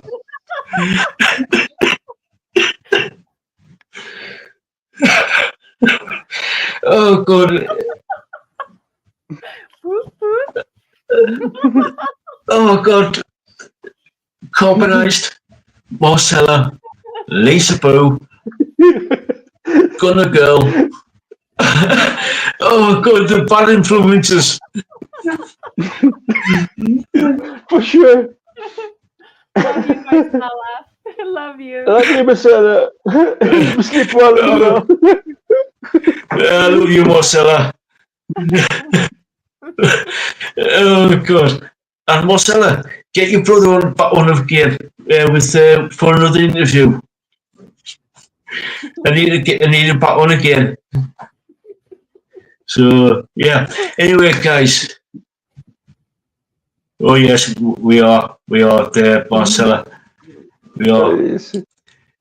So, guys, if you're going to go out and party, by all means, please do. But don't drink and drive. It's a full-on dick move. So, do what you need to do. Get a taxi. Get public transport home. Get a friend to pick you up. A family member to pick you up. Or even better still, stay the night. Get a hotel room. But just don't drink and drive. We've seen way too much shit in our lives to actually the aftermath of these. Yeah, just don't. Yeah. Yeah, some contacted us there, Marcella, so yeah, go kick his horse for us. So anyway, guys, we're going to sign off and see you on Thursday, Friday, and Saturday. That's where we're going to be doing some live interviews and the Saturday night podcast. So until next time, guys, we'll catch you all later. Love you Catch you guys. later. Skipper.